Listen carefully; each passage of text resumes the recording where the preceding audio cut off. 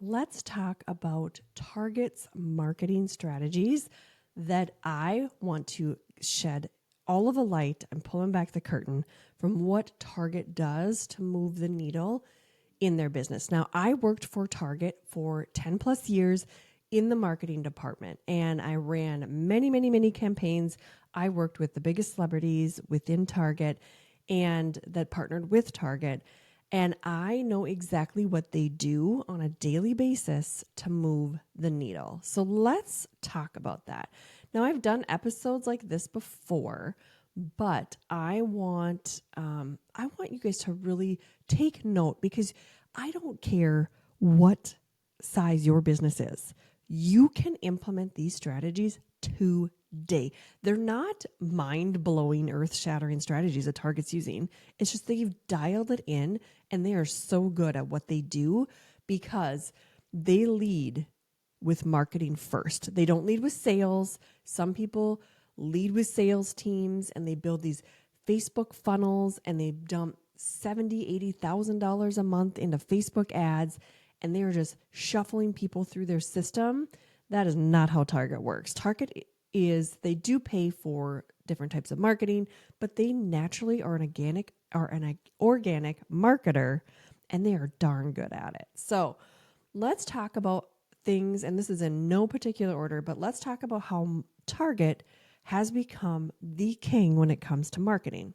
So besides the fact that Target puts their marketing number one to drive everything in their business, that is much different than other places. And I know this for a fact because I've worked with them. They are centered on their customer-centric, if you want to call it the term in marketing, but they focus on their customer first. And we need to all do this. And I'm going to take it a step further. So Target focuses on, what does the customer want? What do they need? And how do we merge that together, right? Because what a customer wants, what their desire is, what the outcome that they need is very different than what they want. So take that back. Now, a customer will walk in and you're thinking it's just a store. People walk in and buy stuff. No, there is a rhyme and a reason to their method. So when someone walks into a Target store, the minute they pull into the parking lot, their marketing begins. The outside of the store is a specific way. When you walk in through those doors and the first thing you see is a specific layout. It has 100% to do with marketing. And what is the first thing you see when you walk into a Target store?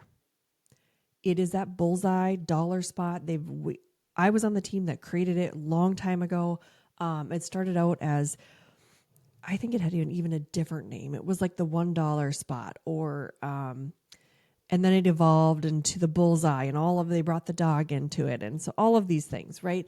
So they know that those are quick little things that can start filling that cart up and bringing that dollar amount up. So they focus on their customers. Obviously, marketing starts not just within people walking into the store. It starts with the online world. And when you see an ad for Target, I'm going to guarantee that you know before it's even ran that is something for Target, right? I don't care if it's the new Magnolia Home line, if it's just the Target branded, the red and the white, because they have been consistent and they focus on what you guys are liking. So their strategy is centered around the customer. Their brand aims to cater to the evolving needs, the preferences, and the behaviors. Did you know where I worked in the corporate headquarters downtown Minneapolis, they have mini stores. They're tiny little stores that they will push you, like there's like a whole home section or like a whole there's home, there's beauty, there's pharmacy, there's all these tiny little stores in different rooms. They're like mini stores, and they will bring a test group in and tell them, here's your cart, fill it up, what can you take or what can you buy? Obviously, they don't get to keep the product, but they get paid for their time. But they watch them, and in the stores, especially Minneapolis, there are glass windows everywhere. If you don't see them, it's because you're not supposed to. And they watch. I remember having to sit and watch them shop. Where do they go? Where do they navigate? What's telling them to go down that aisle? Do they understand without even looking at the product where they're going? Is the navigation clear?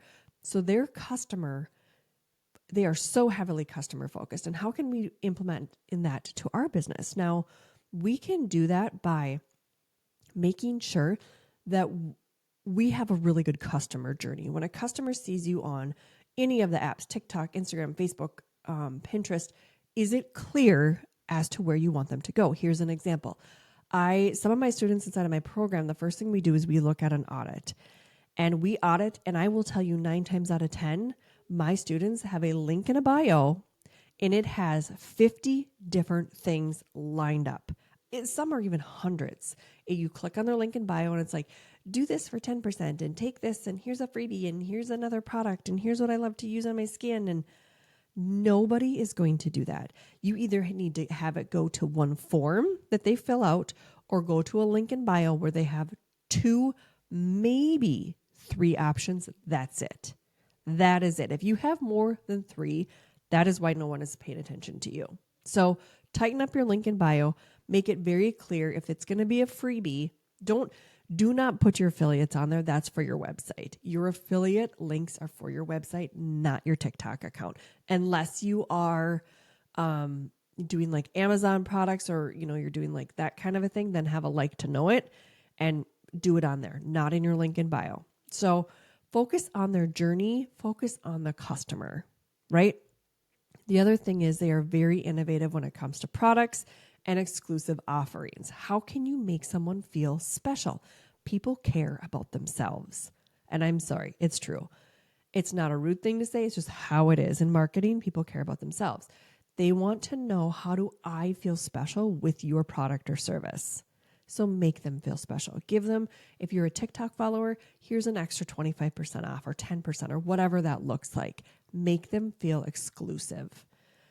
They also look at localized campaigns. So every store, I shouldn't say not every store. There are groups. Let's say Target has 3,000 stores.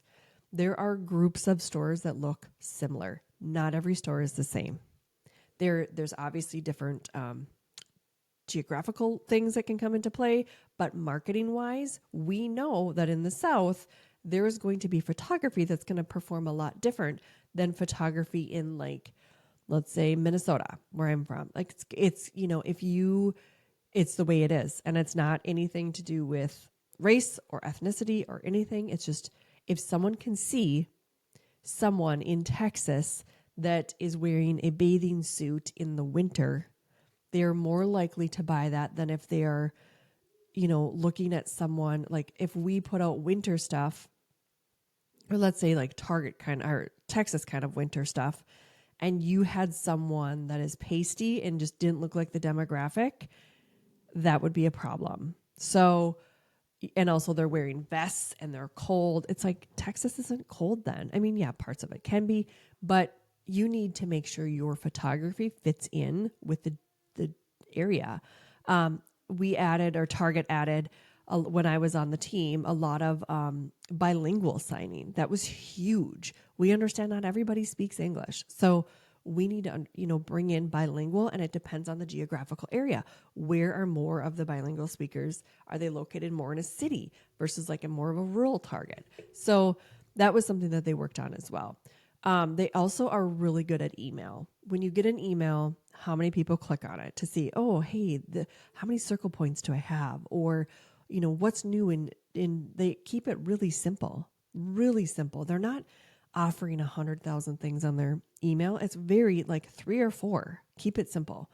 Other things that they do really well, partnerships. They were doing influencer marketing before it was ever a thing. And that was right when I started, it was about 3 years in, and we brought on, we were working with Isaac Mizrahi. We were working with Giada De Laurentiis. We had the ready to wear Go women's stuff, and it was different brands from London, France, all of these big name, Isla or Orla Kiley was one of them. That was her name. And she had a very like Swedish looking pattern on her home goods and her clothing. So those are influencers taking luxury brands and making them mainstream. That's 100% using influential marketing. So look at that. Can you hire some people to, at a lower cost, to partner with you and create content around, or give them something? Look into that. Also, they are very big on customer feedback. If someone provides feedback, there's a whole process and team. At some point, if there was something on a sign that someone, let's say, was offended by, it ended up in my lap. So obviously, there's a lot that can be offended. People could be offended by, and I know, don't come after me about what they did in the last couple of years, because I was there 7 years ago. So I didn't have anything to do with that stuff. About the transgender stuff, that was not me. I would have not, I would have handled that very differently and in a very tactful way. But again, what they did is what they did. It sparked interest. It made them lose a lot of money, and they learned. But I was not part of that. If you want me to do an episode on how I would have handled that, I would love to. But I was not driving the bus at that point. So they did use a lot of customer feedback. If someone had a problem with something, eventually, if it was elevated through the chain, eventually I'd see it. It's like, okay, this sign really did not resonate, so we need to pull it. So that is something that they really do listen. They listen to their holiday and seasonal beyond. We were done with Christmas by July 1st. They worked that far in advance because it took like 12 weeks to get a marketing campaign up running, test it, set it in the store, make sure, testing with different focus groups. They did so much testing, which marketing is testing. If you were doing the same thing you've done 20 years ago and you have the same website, even 5 years ago, I need you to stop and take a hard look. It's all about testing. It's all about change. And that's why people come to me, is because I'm on top of the change. So keep that in mind. They're also very obviously consistent with social media. Their social media is very clear as to what they do and who they help. They understand their customers' problems. And I think that's the biggest takeaway, is they understand fully what their customer wants. And it took years of research, years. And they still do it all of the time. So I hope this episode found you well. And please rate, review, give us a thumbs up. Tell us how awesome we're doing. And I will see you in the next one. Bye-bye.